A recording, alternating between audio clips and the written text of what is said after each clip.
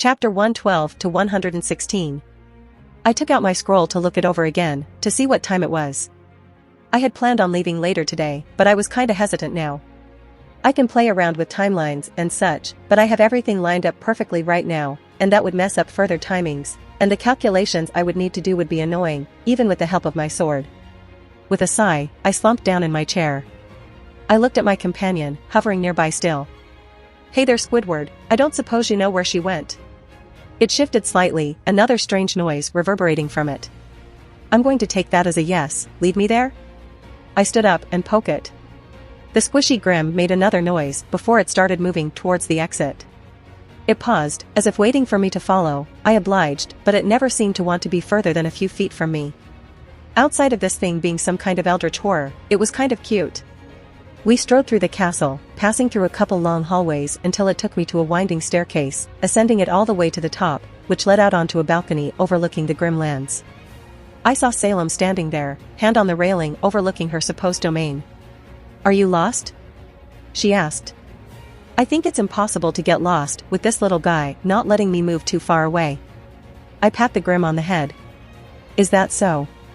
She didn't bother giving another responding, not even turning around. I stepped forward until I could look over the railing, though keeping a few feet away from Salem. It is a lovely view, all things considered. I decided to take my scroll out and snap a few pictures. "I'm surprised I have a signal all the way out here." She glanced at the scroll in my hand briefly. "One of my subordinates is talented with such technology. He was able to set up one of those towers on a smaller scale." "I guess you don't use it much?" I asked. "No." "Why do you ask?" Well. I scratched my cheek. "I may have become a little famous in the past few days. If you didn't recognize me, it wasn't a hard guess to make." She tilted her head slightly. "I believe one of my subordinates mentioned that a popular competition was due soon. Is that perhaps what you are referring to?" "Sure, let's go with that." I chuckled, much to her bemusement, but she didn't press. I figured she would probably find out later. "But, the tournament is rather popular, do you not know about it?" "I do not keep up with the trends of this era, beyond what I need for my own purposes." "What do you do in your spare time then?" "Seems pretty lonely to stay here all by yourself." "I read, or I practice my magic," she stated. That's actually not too dissimilar to what I do, mostly." I admitted. I raised a finger in the air, giving her a little look. She returned an inquisitive glance as I began to draw a rune in the air. A simple Ensa's actualized, and I flicked up, allowing it to explode without harm further in the sky. A small smile formed on her face.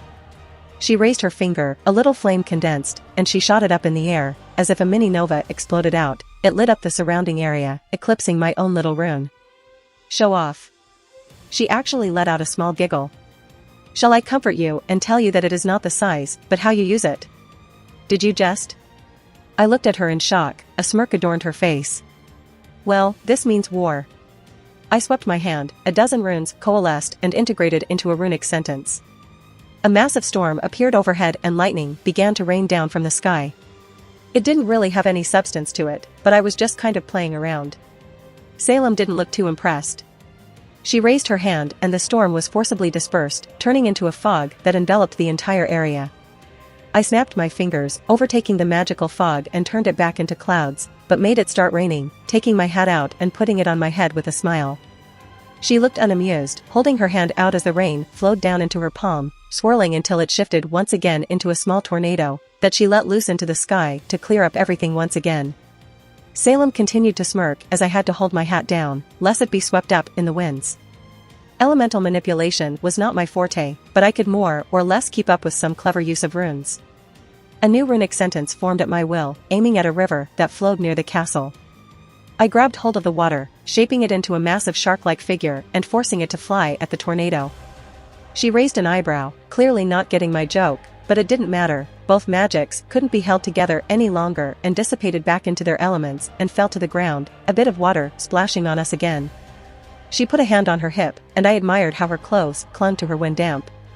"For some reason, I believe you did this on purpose." I made no attempt to hide the way I enjoyed the view. "I have no idea what you're talking about," I smiled wistfully. "I'm sure," she drawled, though she didn't seem particularly upset. She ran her fingers through her hair, removing the bindings that kept it in the shape of a spider. With a flick of her hand, a warm air pushed down on her, letting her hair blow out and drying her body. Beautiful. I couldn't help but utter. She let out a huff, giving me a sideways glance. Don't spout nonsense. She quickly returned to normal. What was that spell casting? It appeared as if you were writing letters with your magic. That's exactly what it is. I nodded. A runic language that holds magical power. Instead of casting a spell, each symbol holds certain concepts imbued in them, which can be invoked through understanding. Fascinating. She seemed to mull over my words. Much was lost when humanity was wiped out. She muttered, looking deep in thought. Well, that answers a few questions I had. Does it interest you? It is a magic I have never seen before. She admitted, not elaborating further. Well. I searched through my ring, taking out a certain book. Would you accept this gift from me then? It was a book on basic runecraft, not worth much back home. But she looked at it in shock, taking a hesitant step forward, fingers caressing the cover before pulling back and eyes meeting mine. What boon do you wish in return? I didn't really expect anything in return, but I guess this is a good opportunity. Would you be angry if I asked you to stop using the Grimm to attack humanity? Worth a shot if nothing else. She paused, eyes staring deep into mine.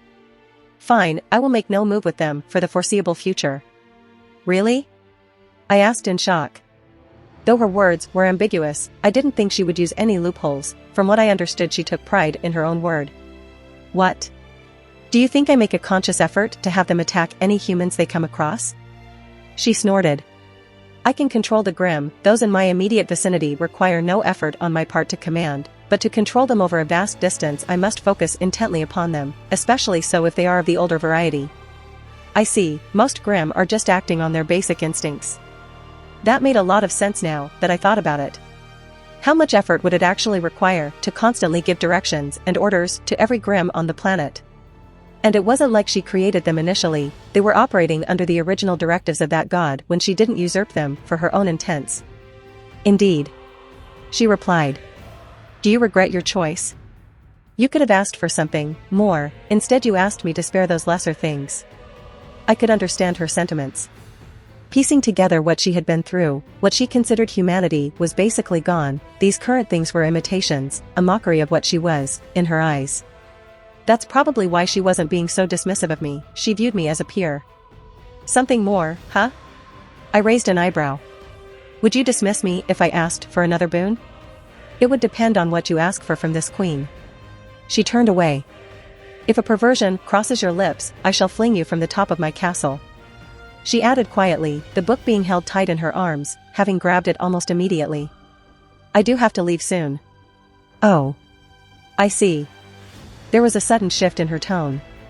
You ask for my permission to leave, is it? No. I said honestly.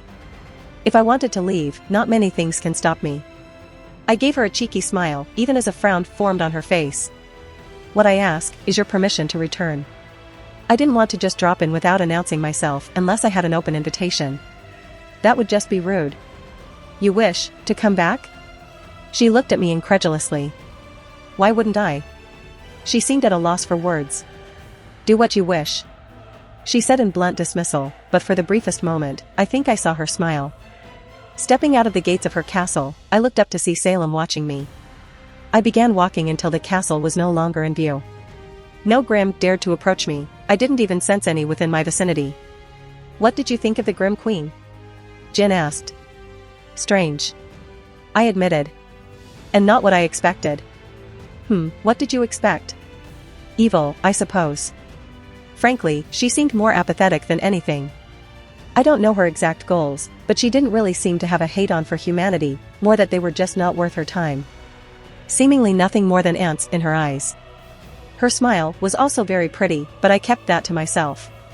She was really thrown off by my presence. Based on what she said, I can guess that magic-wielding humans are practically non-existent here. I would do my usual spiel if you wanted to ask a question, but thankfully, I am not forced to utter those words once my questions are used up for the century. Her happy tone filled my head, basically telling me she wouldn't answer one way or the other. Well, I'll be seeing her again. I muttered. I won't deny that I'm a bit taken with her. No, really? Maybe I can bribe her into completely giving up her usage of Grim, and to stop their production for good? She did look like she was having fun when you both were playing around with magic. Jin pointed out. Yeah, I doubt she had anyone to do something like that within a long time. It made me question how old she was. From the information Jin gave me originally, Salem had some type of immortality. Well, I'll just shelf all this for now. I'll come back here in a few months when the heat dies down, and visit Salem again. For now, though, I believe it's time to take you on a little adventure. I am excited. Jin's words were simple, but the tone in which she said them was very telling. I just chuckled, taking out Mirage and opening a portal back home. I missed Artoria, and I was going to see Meridia soon as well. I didn't say it, but I was also very excited. Jin's lamp hung from my belt as I walked into Zelretch's home. The change in universe was felt immediately. It didn't hit me as hard anymore, but the change was impossible to ignore in that split moment of aligning yourself with the world line. Home sweet home. I looked around, eyes landing on the other occupant. Will? Artoria leaned around the corner, head poking out from the kitchen, before stepping over. I didn't wait as I moved towards her and claimed her lips. The muffled noise of surprise didn't last. She returned my affections almost immediately, her arms finding themselves wrapping around my neck. My own made their way down to her hips. I hesitated to explore any further and just decided to enjoy her taste for a few moments longer. Ahem. Someone very vocally cleared their throat behind us. Artoria very quickly broke off the kiss, turning to face the newcomers, her cheeks flushed a deep red.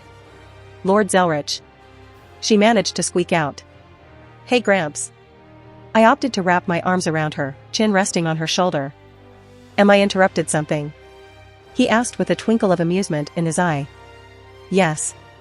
I replied without any shame. Get a room. Rin gagged right behind him. If you insist. Will. Artoria made another noise of embarrassment. I could only chuckle, giving her another kiss on the cheek.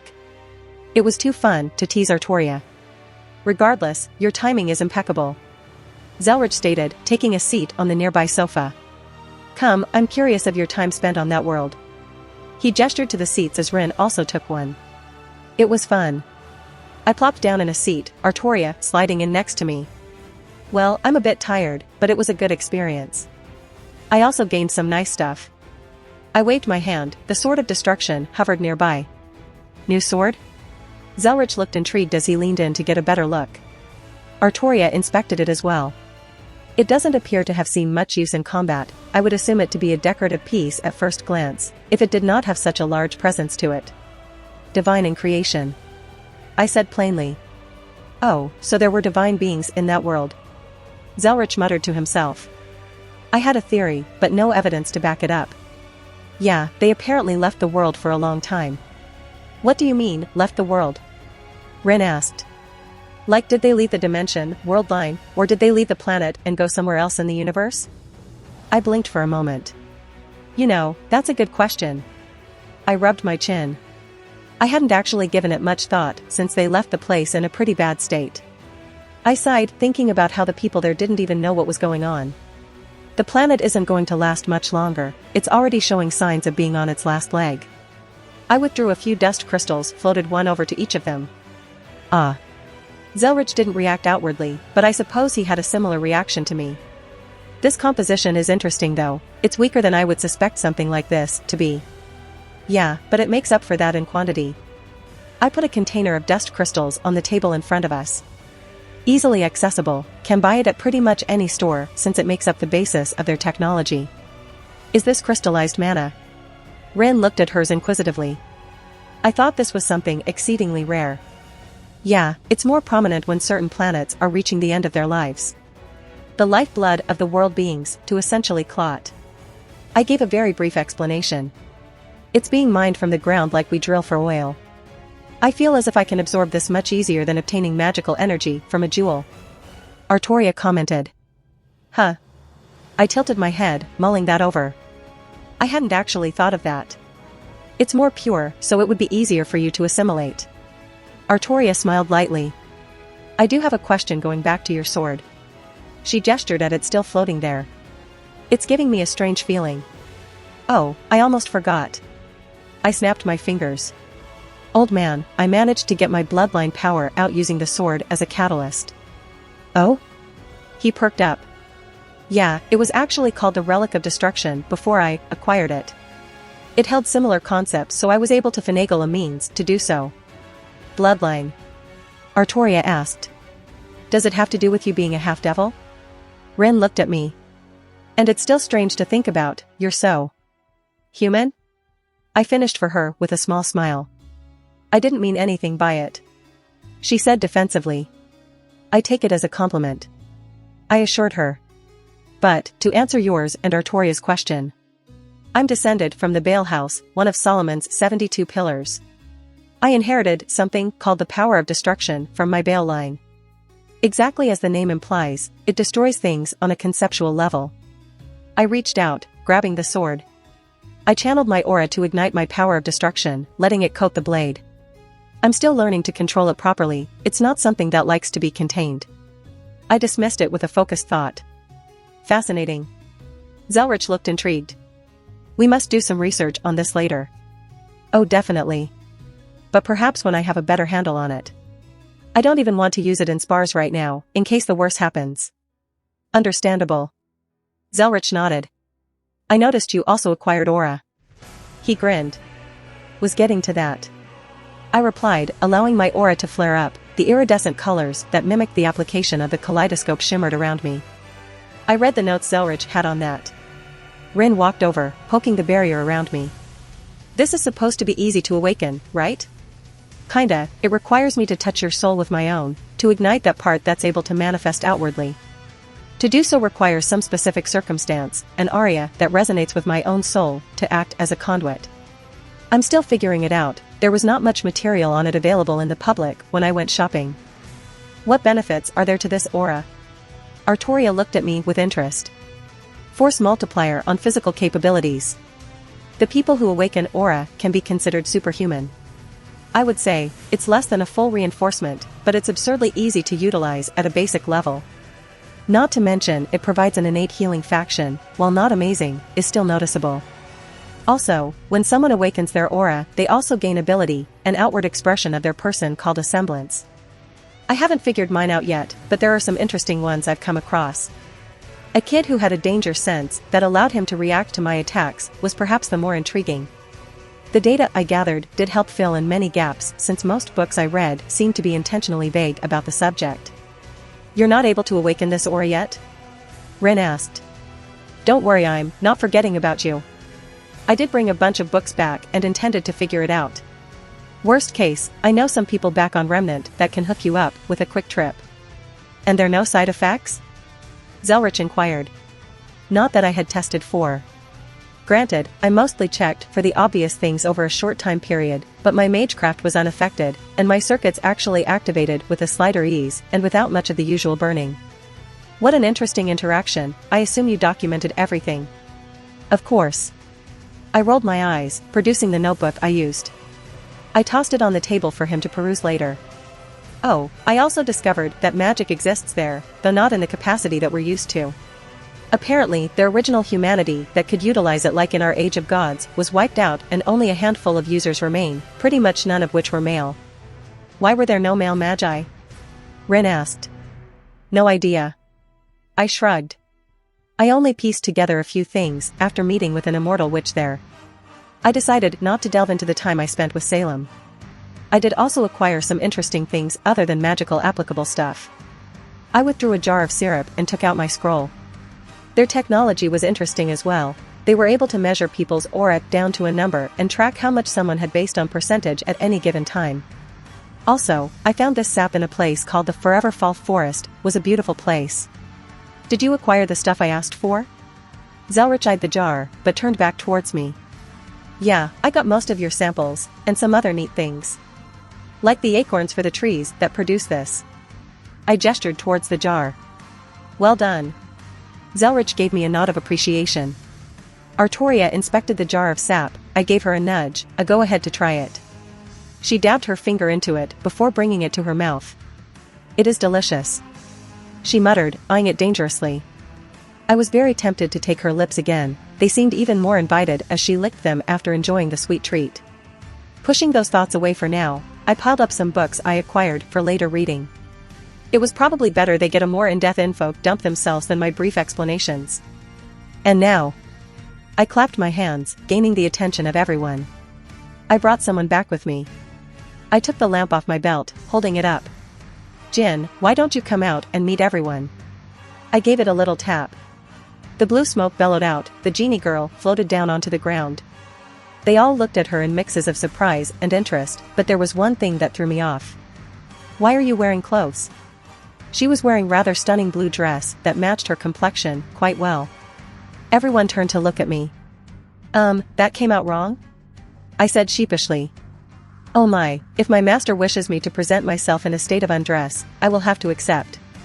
Jin barely held back the amusement in her voice. Schweinorg, I gave you one job. Rin deadpanned.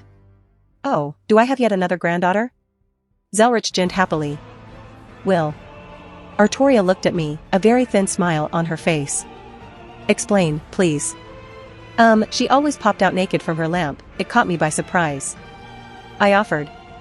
Jin just giggled, and I think Artoria realized I was being taken in for a jest. It's a pleasure to meet all of you. Jin looked ecstatic to see all the new faces. The pleasure is most definitely ours. Zelretch stood up, walking towards the genie. I am Kishter Zelretch Schweinorg. He offered a hand to Jin, who accepted it heartily. I am this boy's grandfather. He's a bit wet behind the ears, I hope you take care of him in the future. I am Jin, spirit for the relic of knowledge. She gestured to her lamp still in my hand. Every century, I can answer 3 questions not pertaining to the future. There are currently no questions available remaining. She introduced herself. Amazing. Zelretch admired her. If it were anyone else, perhaps I would be upset about the ogling something that was mine, but I knew for a fact that he was interested in her makeup, not her appearance. Artoria spoke up next. Greetings Jin, I am Artoria Pendragon, please refer to me as Saber in public. I am Wilhelm's girlfriend and servant to Rin. So many new and interesting things here. She looked at Artoria in wonder. It is a pleasure to meet you, Artoria, I'm sure we'll get along great in the future. She smiled mirthfully, giving me a wink. I'm Rin Tosaka, Zelretch's apprentice. Rin's introduction was blunt, but she wasn't impolite. Apprentice, in what? Jin tilted her head. He's teaching me his magic. Rin said with a small bit of pride in her voice. Jin's eyes lit up. So magic is widely available here? Sorta. I interjected. Don't worry, we'll get you caught up in no time. I assured my cute genie. Wonderful, I wish to hear more about you as well, Miss Jin. Zelretch finally broke from his deep thoughts. And the adventures my grandson got up to over in your world. Jin paused for a moment, eyeing me, then looking down at her hands. I think I am less restricted than I was before. Really? Perhaps some kind of limitation that was imposed based on the world you were on? The gods that created you clearly did not foresee you being whisked away to another universe, some kind of loophole in your programming? Fascinating, we'll need to test this out later. The corners of Jin's lips curled up as she faced Zelretch. I would love to tell you all about Wilhelm's adventure in Remnant. The tone in which she said that made me hesitate. There's no need to talk about everything, it's a rather bore. Oh, wonderful. Why don't you regale us with tales from your home? Zelretch looked at me, mirroring the look Jin had. He clearly knew something, that shit-eating grin was mine and I recognized it immediately. Well, fuck. I would be delighted, Jin replied. Asterisk this chapter is slightly NSFW, but there are no lemons. The part will be given another warning asterisk. And then he threw the dildo at the bullhead, making it crash into the street. The words were met with silence. Jin had a wide grin on her face, eyes meeting mine. I let out a sigh, head falling into my palms. Going to spank her later. Fuck me, she's going to fit in perfectly with us. Well, you had an interesting adventure. Zelretch didn't even hide the amusement in his eyes as he looked my way. I have no words. Rin added. I don't have the state of mind to properly comprehend the words I just heard. What is a dildo? Artoria asked, complete seriousness on her face. We all turned to her, as she started to turn a little embarrassed. Rin leaned over, whispering something into her ear. Progressively, Artoria's face got more and more red. Honestly, I thought steam was going to shoot out of her ears at some point. Truthfully, Jin really did know how to weave a tale. She merely retold everything that happened, but it was captivating coming from her. I wonder if that had to do with her nature as a spirit of knowledge. As fun as this is, I think this is where I step out. Rin stood up. I need to finish up a couple more things before I'm ready to head out from here. Well, I don't fault her for that. She's probably excited for her trip off-world. I'll take a look at what you've prepared later. Rin gave a nod as she headed towards her workshop. Well, it was an interesting story. Zelretch smiled mirthfully. I do look forward to hearing the rest of it another time. Zelretch sent me another look like he knew she hadn't told him everything yet. Fuck. I'll never live that comment about Salem down. Why don't I show you to my library, Miss Jin? Zelretch offered, turning to my genie. Honestly, even if he wasn't on board almost immediately with her being a new constant in our lives, when she revealed her origins and desire to break away from Remnant, none of them could help but have sympathy for her situation. Grandfather, I would be delighted. Jin clearly held herself back from squealing in delight. I ignored the grandfather comment. I pretty much come to accept that part of Jin's personality at this point. And Zelretch just enables her even more, and I seriously think it's because he enjoys being called that. Knowing his life, I can't really fault him either. Family was a foreign concept for us throughout our existence. We found it where we could in Ark and Rin, but we had no blood relations. Hell, he tried to latch onto Altrouge, even with her nature he couldn't give up on her. Regardless, still going to give that blue butt a spanking. As they left, I turned to Artoria, who still turned beet red and looked away. So freaking cute. Warning, slightly NSFW ahead. Couldn't help myself, I inched closer to her, clearly grabbing her attention. She tried to appear nonchalant, but I saw the desire in her eyes. I leaned in and claimed her lips as mine once again. Will.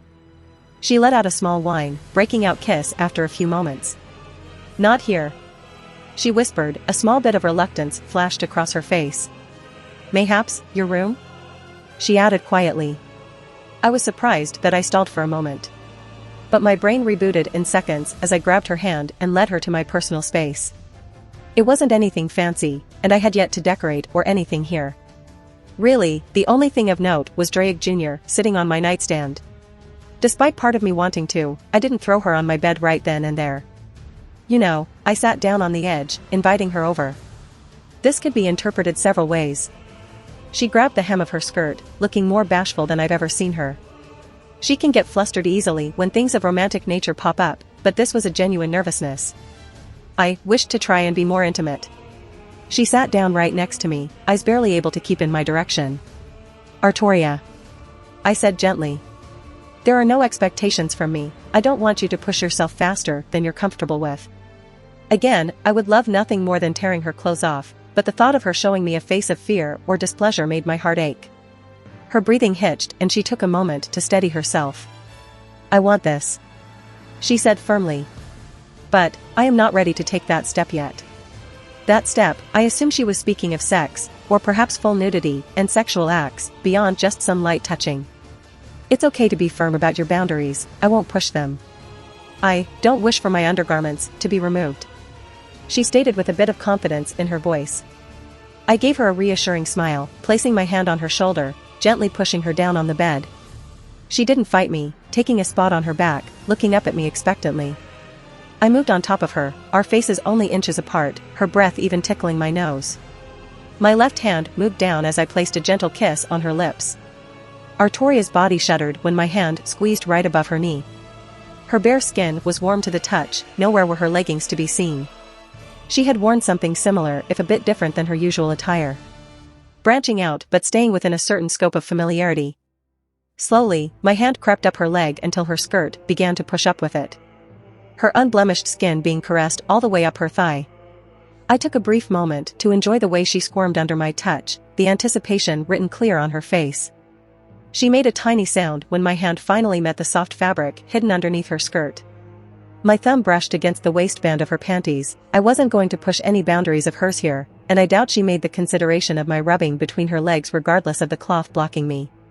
Instead, my hand went below, grabbing a handful of flesh as I gave her rear a nice squeeze. Despite her petite size, she had a very ample butt, the extent which was hidden beneath her usual skirts was made clear when I stared to knead into her behind. Will.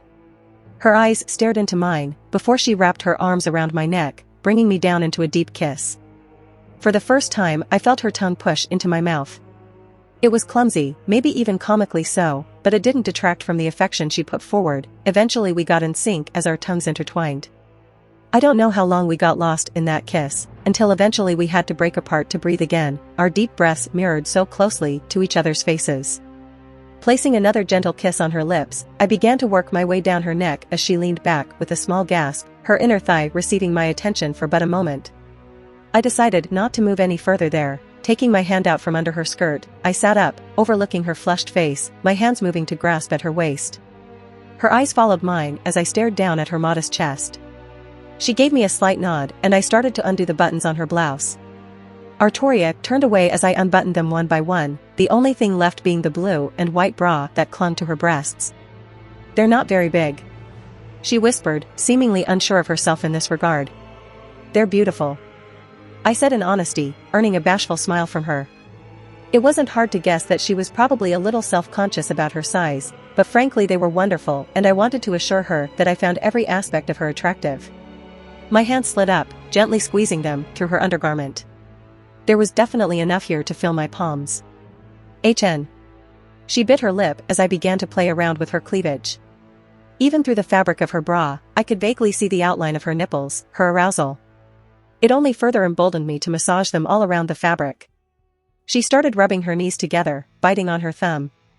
I was careful not to go too far, to push past where she was ready for, but even still, the way she was squirming under my grasp made me realize how sensitive this area was for her. "Wilhelm." She held her arms out, beckoning me back down to her. "I want you again." She was surprisingly direct, and I obliged, all the same as our lips met again for another intimate kiss. NSFW, over. There was no alarm, no sun peeking in through the windows when I finally opened my eyes. Realization of what had just happened coming back to me. I looked at the woman I had wrapped up in my arms under a blanket, her eyes haggardly blinking open at my sudden movement. "Morning," I whispered to my girlfriend. "Good morning." She smiled brightly back at me. Her hair was a bit of a mess, and I think I even had some drool on my chest, yet, this picture of her was absolutely breathtaking. "What are the chances that they didn't notice you stayed the night in my room?" Pressed my forehead to hers, closing my eyes. "Rin is going to be insufferable." Artoria groaned, her hands pulling on me tightly, not wanting to separate. "As is grandfather." I agreed. "And it's not like we did anything. Well, we did stuff, but clothes stayed on, mostly. It was almost all kissing, or some light touching, without being overly sexual." "Stop time," she muttered. "I wish." I kissed her nose. "But we can stay here as long as you want. That will only make matters worse." She sighed, finally pulling away. She managed to roll out of the covers, standing up. I was greeted by the sight of her in nothing but her undergarments. I sat up myself as she walked over to where her clothes were folded. She picked up her blouse, only stopping to look at me. "Did not you see enough last night?" Her beautiful face turning red again, even after everything that happened. I made no attempt to hide my wandering eyes. "I'm never going to get tired of looking." I gave her a cheeky smile. Especially with the way her panties stretched across her deceptively small rear. She had an extraordinary bounce to her even though she was a bit petite. She let out a small huff, doing up her buttons, but she didn't shy away from my gaze. I could only chuckle, standing up to find my clothes as well. I was only in my briefs at this point, earning a few looks from her as well, though she still hurriedly turned her head away when I noticed. Her mixture of bashfulness and fleeting moments of confidence were still so cute. This was really a big step in our relationship. While we didn't partake in each other's bodies beyond some cuddling, we did sleep together in the same bed. She knew all my facilities were offered to her, but I think she was still a bit too shy to use my shower, and I didn't want to make it awkward myself, so I would hold off on it for now as well. "Well, time to face the music?" I raised an eyebrow, holding my hand out, letting her take a moment to fix her hair to the best of her ability. "It is inevitable." She reached out and interlocked her fingers with mine. I pushed the door open, leading her out to the greater house. Immediately a couple pairs of eyes were on us. Well. Zelretch tapped his fingers together. Rin also joined in a knowing look on her face. "Good morning, Saber. It's strange, you're wearing the same clothes as last night, why is that?" "Rin. Artoria let out a small whine. Oh ho. Rin let out a haughty laugh. Look how refreshed you look, was it as good as you thought it would be? Rin. Artoria squeaked with indignation, before huffing, a blush adorning her beautiful face. We didn't do that. She added on quietly. Boo. Rin pouted. Could Schweinorg not get it up? I almost choked at that one. I can get it up very easily, thank you very much. Artoria looked like she wanted to crawl under a rock. I gave her hand a little squeeze in solidarity. Now, Rin. Zelretch interjected. Let the two lovebirds enjoy their first morning together. He said with a gentle voice. Thanks Gramps, you. You can tease them after breakfast. Yup. I just nodded, that was about right for him. I'll get the juicy details later, Rin smirked. Artoria tried to hide her face, pressing her forehead onto my shoulder. I gave her head a small pat, much to her continued embarrassment. In an attempt to change the subject, how's everything looking for our trip? I asked. Good, I should be ready by tomorrow, just wanted to double-check everything before we set out. Rin looked rather eager. Well done. I nodded. I didn't think I would have to baby-sit her on this matter, she was an intelligent young woman. Where's Jin? Asking about your side girl already, Schweinorg? Rin snorted.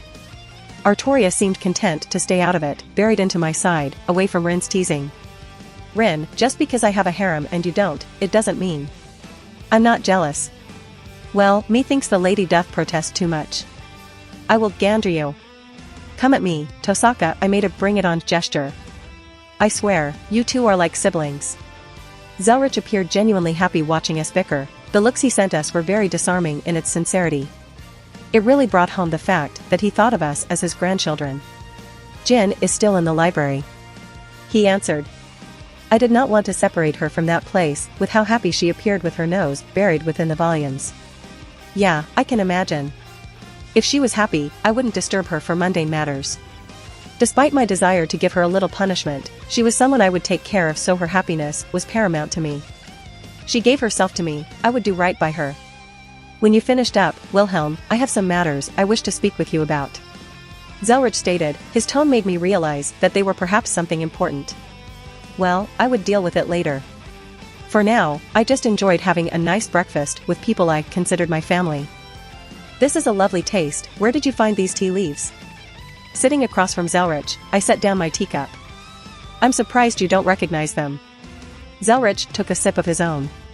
They're from an extinct Camellia sinensis strain found in Korea around the turn of the last millennium century. I couldn't help but fall in love with the taste, so I happened to pick up some seeds for later planting. Well, a few centuries later, they all but disappear due to a famine that swept the country. Ah, so you have some growing in your garden. I nodded my head, making a mental note to acquisition some for myself when he is distracted. I feel like I should know that, even this taste is slightly nostalgic, but even with the story added on, I simply can't recall the origin from memory. Well, that's to be expected in all honesty. How long have I lived?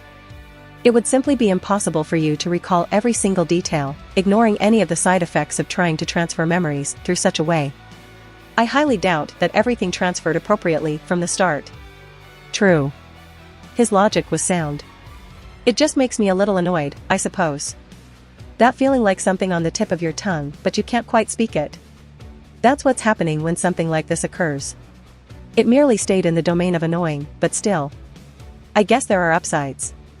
Knowing I like certain things without knowing why and rediscovering them all over again. It's been a really interesting experience.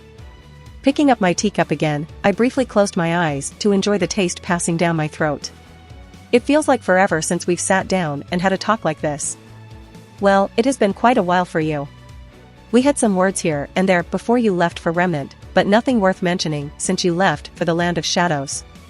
How are you doing regarding that? He asked. Good, as best as I could be, I guess. I admitted. There was no point to either lie to myself or him here. I try to keep myself distracted, and spending time with my other girls helps quite a bit, but it still stings even though I know I'll get her back.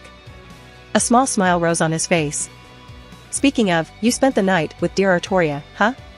I let out a sigh, though I couldn't help but smile. Rin practically dragged Artoria off after breakfast, no doubt a similar situation is happening in her workshop. Yeah, it was a little surprising. She's the one who suggested we move to my room in the first place. My, she's getting more confident then? Zelretch seemed pleased. He was well aware of her own self-esteem issues about certain aspects of herself. She is, and I won't lie and say I don't love it. She even was blunt about her boundaries, telling me how far she was willing to go. Good. Zelretch nodded. That girl deserves to be happy, and that attitude she had was not indicative of a fulfilling life. He hummed to himself lightly, enjoying the moment. And what of your other paramours? I winced slightly. Which ones? He let out an amused snort. Shall I ask how many granddaughters I have running around now? Artoria, Scathach, Meridia. I stated. Those are the only ones I'm in a relationship with at the moment. At the moment? And where does Jin fit in here, as well as any other girls? I hope you haven't forgotten about Kunu and her mother. I haven't forgotten about Kunu or Yasaka. I huffed. You know very well how I feel about Kunu. I gave him a pointed look. Yasaka though, I don't know, that's hard to answer. I obviously find her attractive, but... I paused, looking up at Zelretch and back down. I guess I'm kind of paranoid that she's just going to play with my feelings? She seemed flippant with her flirting, and it felt so hollow like it was her default setting. It makes it hard to try to emotionally invest myself. I ran a hand through my hair. I know it's stupid, she doesn't seem like the kind of woman to do that, but some insecurities are hard to just shrug off. I told her I would like to spend more time with her when I head back to my birth world, because I do enjoy her company. I sighed, it was hard to put my feelings into words right now. She is a nine-tailed fox, you should be aware of her nature as much as I am. Zelretch pointed out. I know. I admitted. I get it, some things just aren't rational, just work through your own feelings at your own pace. Zelretch gently smiled. And what of Jin? She hasn't been exactly forthcoming with your relationship beyond her being bound to you now. That. I thought it over. She gave herself to me fully. Oh? Zelretch raised an eyebrow. She's mine, so I'll take care of her no matter what. Careful, your devil nature is showing. Zelretch chuckled. Or perhaps it's your added dragon nature? Not all hoards comprise glittering gold and jewels. Both, probably. I feel really possessive about what's mine, so there is definitely a factor at play there. While I wasn't some caricature of a possessive boyfriend, I looked at all of my girls as mine. I also like to collect and take things that catch my interest. I mused. Speaking of, how is your hoard coming along? Funny. I said dryly. But I have some good stuff. True Longinus, Staff of Magnus, that's 2 divine constructs among my other things. I mentally went over everything I had currently. Should be beneficial for when the time comes. Any movements? Zelretch's expression turned hard. A few minor things here or there, but they're within expected parameters. It's very unlikely the spider would awaken before the time we calculated. Yeah, I know you're right, it's just hearing it being said is a bit of a stress relief. I finished off my tea. What are your plans for the future when we're away? He let out an uncharacteristic long breath. Act like a worried grandfather? He laughed. It makes me nervous, if I'm being honest, to finally see Rin off on her first big adventure. It'll be good for her, to finally step out of yours and a lesser extension, my shadow.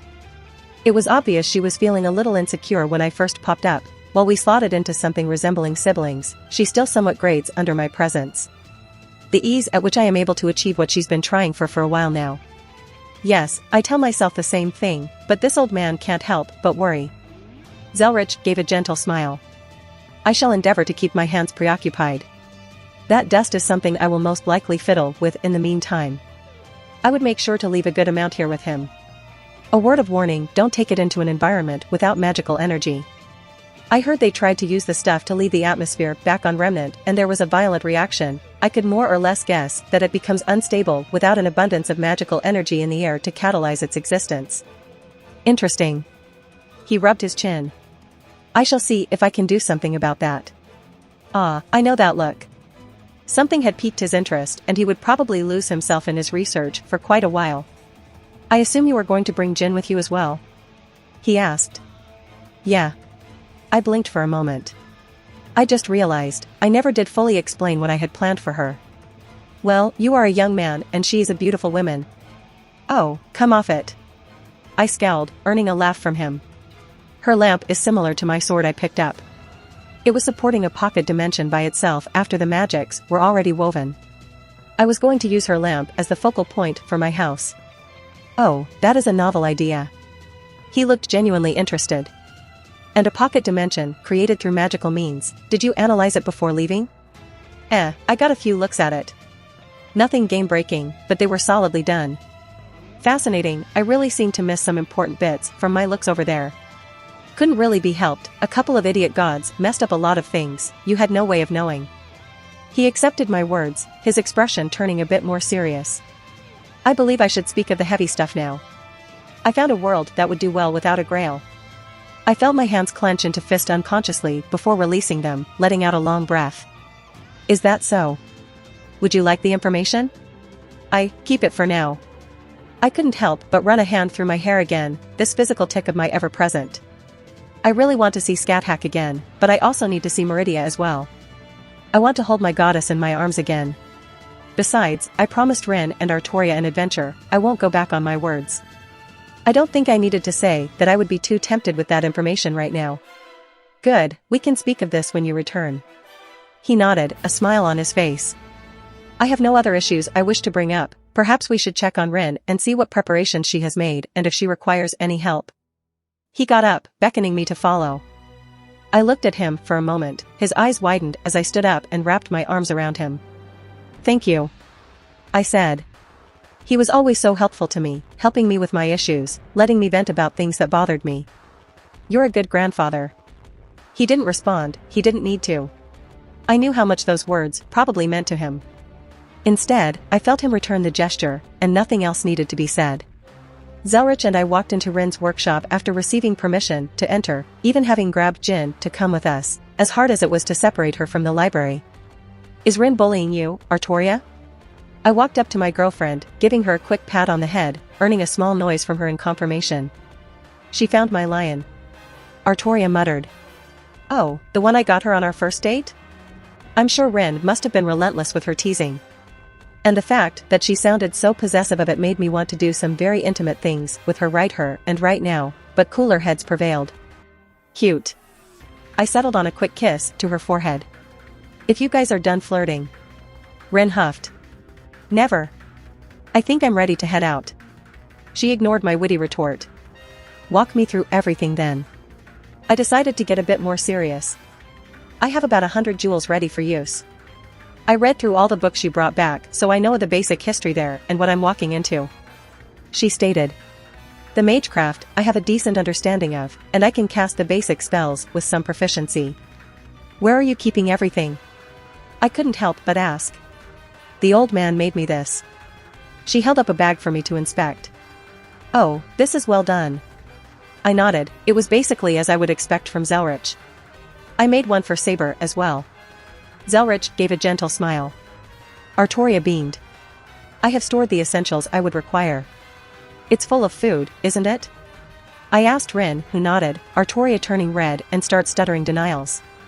So, I wanted to stop by the college first, get you both settled. The Archmage, there is someone I trust quite a bit, and several teachers I know decently well, but there are a few people I would keep my guard around. You made enemies there? Rin asked. Something like that. I sighed. An elf named Ancano, don't be alone with him, don't let him get you to do anything. Treat him like a magus, trying to delve into your craft. Easy enough. Rin nodded. He will not approach Rin without my presence. Artoria said firmly. He's a schemer and he is old, as in past 100 years at a minimum. I ended up humiliating him, so he might try something on you both as revenge. Don't underestimate him and don't believe anything he tries to spout. They were more or less safe within the college, but extra caution would not be remiss. Do not make any deals with Deidre, consider them demons, and stay the hell away. I have one I'm on good terms with, so if you must, pray to her and mention my name. Your other girlfriend? Rin raised an eyebrow. Yes. I said simply. I am interested in meeting her. Artoria voiced. Don't worry, you will. I gave her a reassuring smile. The guards at the town bordering the college are good people, I know them well. If anything happens, then mention my name to them and our relationship. But I should be giving them a heads up anyways. Sheesh, I sound like a parent. I withdrew the staff of Magnus from my ring. Rin, take this. Why are you giving this to me? She looked surprised. She knew it was divine in nature, so I guess she was taken back. Just want to make sure you stay safe. I smiled. Idiot. She huffed, taking the staff from giving it a once-over and stuffing it in her bag. Kind of comical how things were put inside. Artoria. I glanced at her, swiping my ring and letting the true Longinus fall out. She didn't argue with me, taking the spear and stuffing it in her own bag. I shall use it if an emergency occurs. While I don't think it would do much in case that her sword fails, it was still something. I couldn't wield it at the moment without potentially killing myself. I'd rather she hold on to it for now as a peace of mind. Besides, there was a piece of Big G inside that had to count for something. She also had Caliban, which, weaker than both the spear and her sword, still possessed some nifty abilities. Oi. Rin grabbed my attention, holding a familiar device in her hand. I finally finished this. It works only about 90% of the time, but I figured it was better than nothing for now. She shoved one of her kaleidophones into my hand. I laughed, hugging her. Idiot. She squeaked at my sudden contact, but she didn't push me away, returning the gesture with a little embarrassment. I finally let up, stepping out of her personal space. Anything we're forgetting? You got your noble phantasm, Rin? Of course. She said plainly. Rin has gotten proficient in its use. Artoria added. Mayhaps there will be some people to practice against there. She needs sparring experience now. Plenty of people who survive with a sword in hand there, just a matter of finding them and paying the coin. Zelretch, who had been quiet thus far, finally spoke. I believe we have every base covered. Rin has been preparing for quite a bit now, and she knows the dangers she faces in this strange land. Dragons. Rin muttered. Yeah, I had to fight one when I was much weaker. I sighed, remembering that particular memory. But the college is well protected, many powerful mages there, and the defenses are top-notch. Not to mention Artoria would be by her side. There are also a plethora of strange and magical creatures, so never let your guard down. I added. I get it, can we get going already? Rin was starting to become impatient, but I couldn't blame her. Alright, but one last question. Fine, what? You got Ruby, right? I gave her a smirk. Rin scowled, crossing her arms. Unfortunately. Alright, just wanted to make sure. I held out my hand, opening a portal to the familiar cold lands of Skyrim. They didn't need to change. Rin was already wearing clothing made for cold weather, Artoria also wearing something similar. Well, let's go. I gestured as Rin practically skipped through the portal. Artoria gave me a smile as she followed behind. Jin, who had just been watching idly at the side, opened her mouth. Do you want me to come with you? While I will always enjoy your company, if you wish to stay here, you can. Her happiness was something I would prioritize in situations like these. She paused for a moment before walking up and giving me a quick kiss on the cheek, stuffing her lamp into my hands. I want to follow you. She smiled brightly, turning into smoke and returning to her abode. She's ridiculously cute. Makes me almost not want to spank her anymore. I gave one last look at Zelretch, who nodded at me. Don't worry, I'll make sure they come back in one piece. We shared a similar look as I finally stepped through the portal. Skyrim, here we come. If you want to support me, check out my Patreon at https://www.patreon.com/Kayashin. I tend to polls that decide important plot stuff in my P at Trian. Many thanks to my awesome patrons. Wilnet Duverne. Ben Phillips.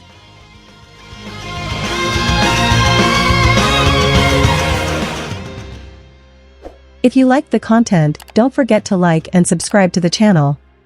I'll stay here until next time.